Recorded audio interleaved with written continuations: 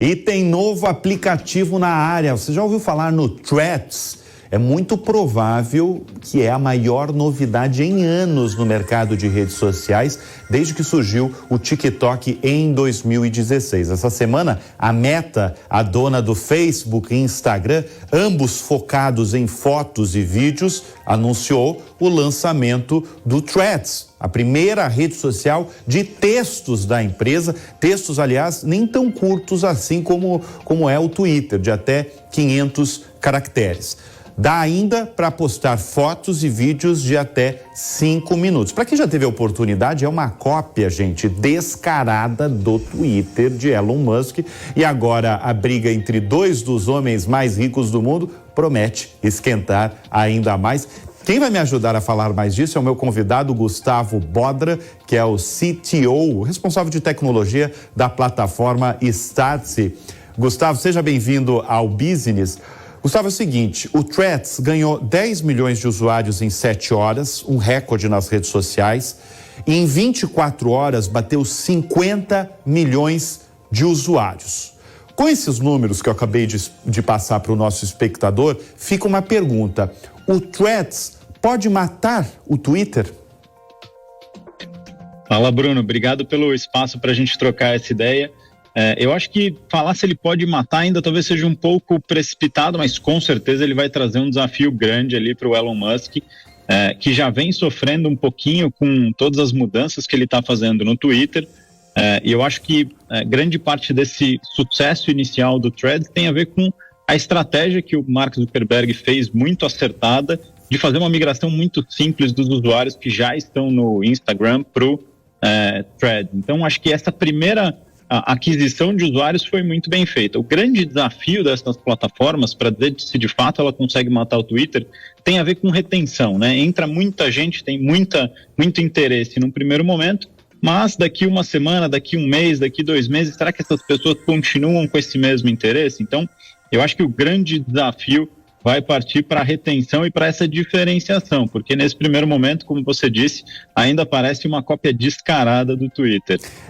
Então, na verdade, você está falando que pode ser uma modinha, né? Porque isso acontece muito nesse ambiente de redes sociais, né? Agora, o Twitter, Gustavo, de Elon Musk, enfrenta queda de receita. E o Twitter Blue, que é a aposta do Elon Musk, né? Que é o serviço de assinatura, você tem que pagar para ter acesso, por exemplo, não ver tanta publicidade, você ter mais alcance, ainda atraiu pouquíssimos assinantes, de acordo com analistas do mercado. Qual que é o futuro dessas redes sociais baseadas em textos?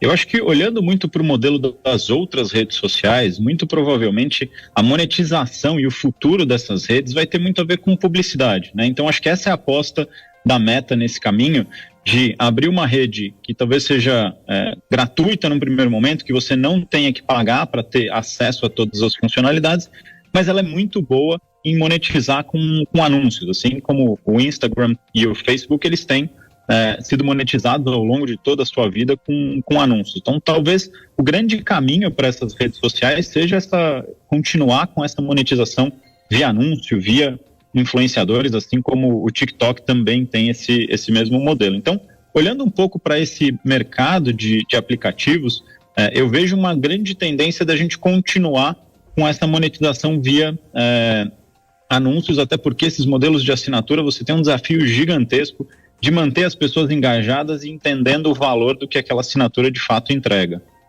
Agora, deixa eu contar uma coisa de bastidor aí, Gustavo. A briga entre Mark Zuckerberg e Elon Musk, pelo visto, vai ser pesada, né? Porque, deixa eu até informar o nosso espectador,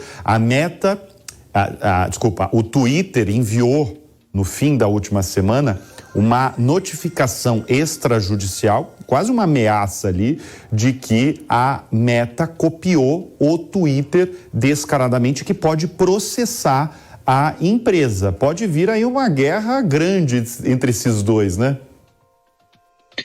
O Elon Musk, ele tem essa postura muito agressiva em alguns momentos de ir para cima e de fato desafiar. Eu acho que isso tende a entrar num meandro jurídico ali que talvez não dê em nenhum resultado grande e conclusivo, de fato de cópia, porque se você for olhar o mercado de tecnologia, essas cópias e essas evoluções, elas são muito comuns, né? O próprio Instagram copiou algumas funções do Snapchat e isso acabou não dando muito resultado do ponto de vista jurídico. Mas acho que o grande ponto do Elon Musk com essa ofensiva é de fato colocar mais lenha na fogueira e ele voltar para os trending topics ali e não ficar só com a posição de quem está sendo ameaçado e de fato alguém que está indo para a briga. Ô Gustavo, você citou aí o Snapchat, né? Aquela cópia também descarada do Mark Zuckerberg de copiar o Snapchat, criar os stories. Isso é comum do setor de tecnologia? O Mark Zuckerberg, eu não vou nem falar, né? Porque ele copia mesmo vários lançamentos da trajetória dele, são cópias de outras redes sociais, tirando o Facebook, claro que é o golaço onde tudo iniciou a história dele, né? Mas isso é comum no setor de tecnologia? Isso é bastante comum, Bruno, até porque se você for olhar o Google lá atrás, quando o Orkut ainda existia, ele foi lá e criou a sua rede social, que era o Google+, que era exatamente uma cópia também descarada do Orkut, que não emplacou, que não funcionou, e aí o Google no futuro acabou comprando o Orkut. Então, essa história de cópias e versões alternativas, vamos chamar assim, ela é bastante comum nesse mercado de tecnologia. Então, não é só uma ação do Mark. Agora, Gustavo, eu sei que você aí acompanha bem aí os bastidores de tecnologia. Você tem os bastidores aí do surgimento desse novo aplicativo, especialmente porque o Zuckerberg, que repito, fez a vida e a fortuna dele, ele é um dos homens mais ricos do mundo, né? Fez a fortuna com redes sociais de imagens, resolveu agora criar uma rede social de textos. Bom, eu vou tentar contar um pouquinho do que eu enxergo de sinais que me indicam por que ele tomou essa decisão. Acho que um dos grandes pontos desses empresários, como o Mark, como o Elon Musk, é pegar timing de mercado e olhar alguns números que talvez não estejam às claras para todo mundo. Mas esse mercado de rede social de texto, ele é um mercado extremamente relevante. Se você for olhar para outras plataformas, por exemplo, como o Reddit, que é uma plataforma famosa de texto, de uma rede social de texto muito mais para quem é de tecnologia, é uma plataforma que tem mais ou menos 430 milhões de usuários. Então, acho que, olhando para os bastidores, o Mark ele deve ter identificado duas grandes oportunidades. Uma oportunidade que essas redes sociais de texto, elas já são relevantes e elas têm um nicho específico. A gente está falando de 430 milhões de usuários. Não é pouca gente.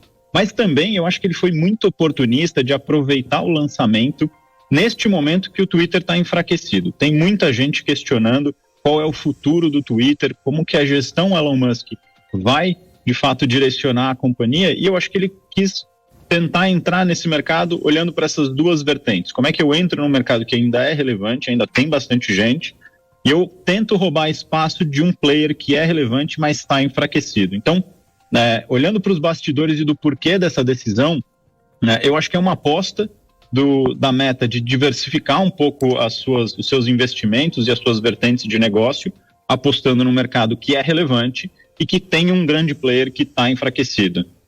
Gustavo, agora rapidinho, a gente antecipou inclusive essa notícia que viria uma grande rede social de textos da Meta meses atrás aqui no Business. E a gente falou que estava sendo gerida ali numa área de experimentação da Meta. E a gente fica muito curioso, né? Como é que funciona essa área de experimentação? Você sabe nos dizer como é que funciona essa área ali da dona do Facebook? Como é que se trabalha e surgem novos produtos? Eu acho que, assim, olhando para essa área especificamente da Meta, eles têm... Isso é padrão nas grandes companhias de tecnologia. Eles separam times e separam grupos de pessoas que vão olhar para o negócio daqui 4, 5, 10 anos.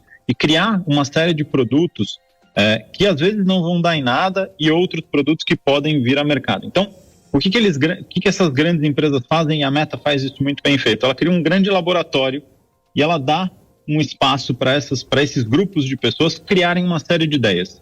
E dessas ideias, algumas começam a criar um corpo maior e a partir daí eles entendem que faz sentido fazer um investimento. Foi um pouco disso com o metaverso, e depois a gente viu que não deu muita atração, mas essas grandes áreas, elas são exatamente como se fosse um laboratório de uma faculdade.